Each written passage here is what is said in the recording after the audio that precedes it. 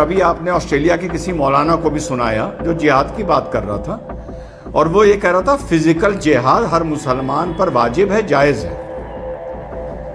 तो वो कोई भड़काने वाली बात नहीं कर रहा था अमीर जी, ये हकीकत है कि ये लिखा है। कल से हम सुन रहे हैं, या हम फरीदाबाद के किस्से में सुन रहे थे, ये आतंकी लोग, ये आतंकी हैं। ये आतंकी बोल के आप इन लोगों को कवर फायर देते हैं अमीश भाई। ये आतंकी नहीं है। ये कैसे कवर फायर है? आतंकी को आतंकी बोला जाएगा ना रिजवान अहमद? कवर फायर कैसे? ना ना ना ना, ये अरे ना ना ना ना, ये आम मुसलमान है भाई। ये फरीदाबाद के डॉक्टर आपको आतंकी कहां से लग रहे हैं?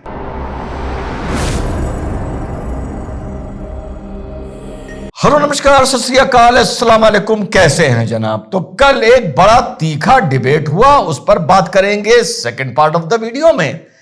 लेकिन भैया अब्बा हुजूर तो हैदराबाद ही निकले, फाइनल हो गया ये तेलंगाना के।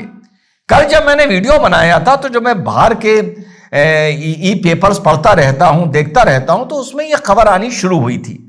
भारत के मीडिया ने उस टाइम तक इस खबर को पकड़ा नहीं था।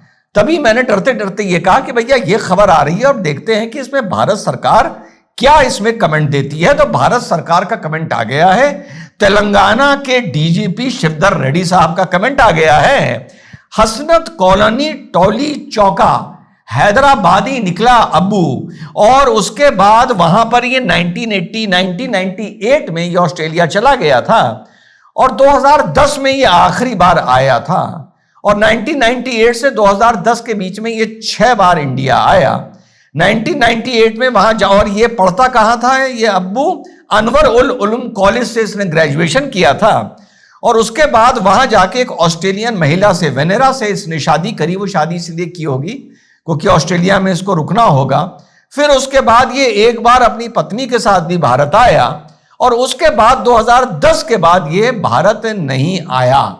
कल जब मैंने ये वीडियो अपलोड किया था तो कुछ विचलित हो गए थे लोग, कह रहे थे नहीं सर, ये तो फिलीपींस गवर्नमेंट पर दबाव डाला है अमेरिकन गवर्नमेंट ने, और वो इसलिए दबाव डाला है क्योंकि वो नहीं चाहते कि इनको पाकिस्तानी कहा जाए, क्योंकि इजराइल फिर पाकिस्तान पर अटैक कर देगा।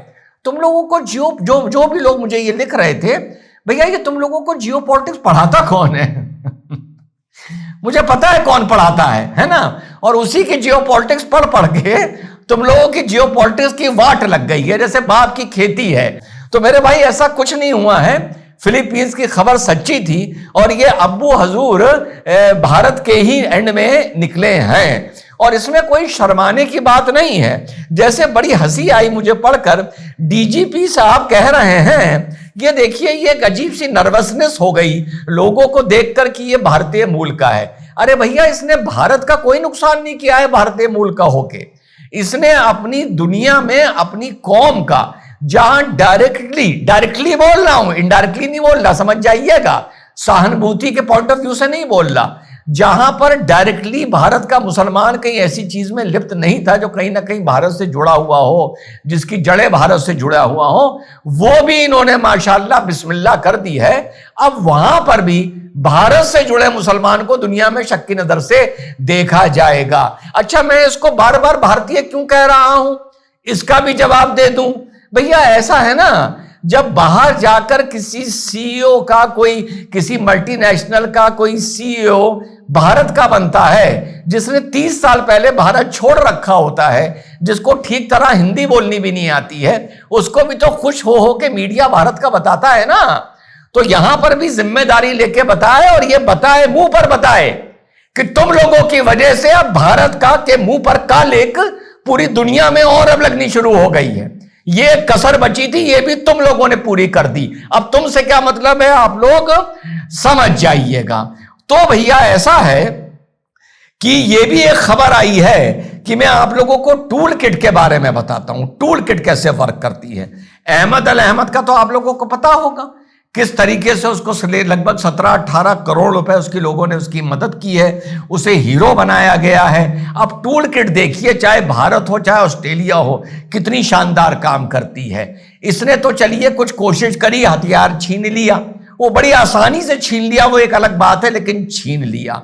लेकिन इसकी इस हिम्मत से पहले एक ऑस्ट्रेलियन कपल था, बुजुर्गवार, उन्होंने भी हथियार छीनने की कोशिश करी और इस आदमी को, इस आम मुसलमान को जिसने यह हरकत करी अमेरिका में, उसको उसने गिरा दिया पेमेंट पर क्योंकि वो बुजुर्ग था, वो अपने को संभाल नहीं पाए और फिर से इस आदमी ने, इस अब्बू ने उठकर उसको गोली मार दी और उसकी पत्नी को भी गोली मार दी। लेकिन उस ऑस्ट्रेलियन कपल का नाम कहीं नहीं है। यह होती है टूल किट, यह होती है टूल किट जो भारत की तरह पूरी दुनिया में काम करती है। और हीरो किसको बनाया? हीरो बना, और उसका भी वीडियो मैं आपको दिखा रहा हूं, और हीरो बना अहमद अल अहमद। तो कल साहब इस पर डिबेट हो रहा था। तो डिबेट में क्या बात हुई? जब डिबेट ओपन हुआ तो ये आतंकी, फलाने आतंकी, फरीदाबाद के आतंकी। तो सुनिए मैंने अपनी क्या बात वहां पर रखी, पहले सुना देता हूं फिर समझाता हूं।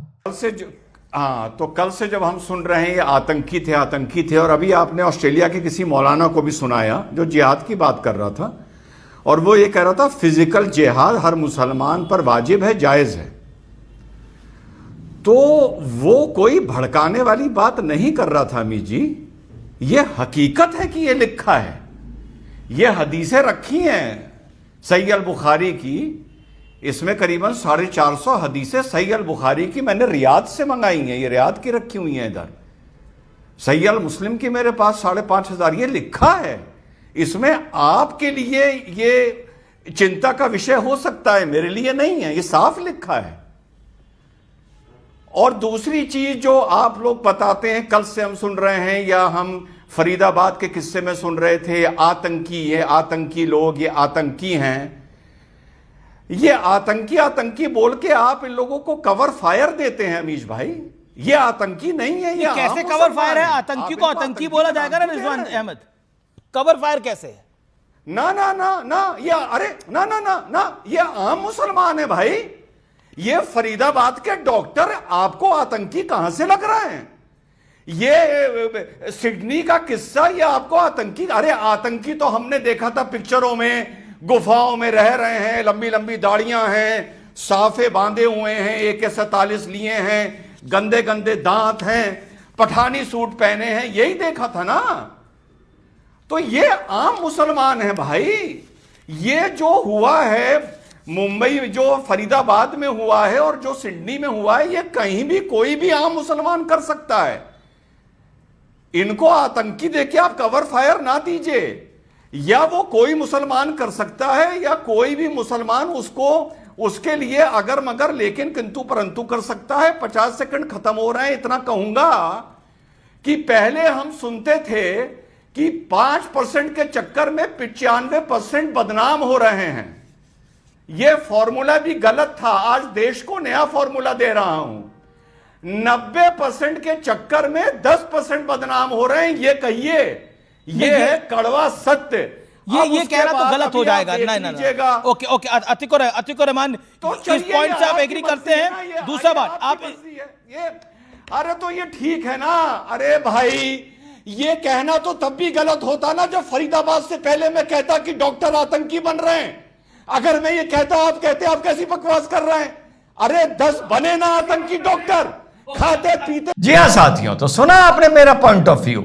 ये अब आतंकी वाला कंसेप्ट धीरे धीरे पूरी दुनिया में खत्म हो गया है। जी हाँ, पहले ये था कि साहब लश्कर-ए-तोयबा और फलाना और अल शबाब और ये और वो ही लंबी लंबी दाढ़ियां, AKs, ये सब काले झंडे। ना ना ना ना ना ना, अब भैया कोई भी हो सकता है, कोई भी, अंडरलाइन, फुल स्टॉप। वो सुविधा, वो इकोसिस्टम मिलने की देर है। और ये मैं भारत की बात नहीं कर रहा, पूरी दुनिया की बात कर रहा हूं। साफ बात। अब आपको उस बात को मान के जीना है, ये आपकी मर्जी।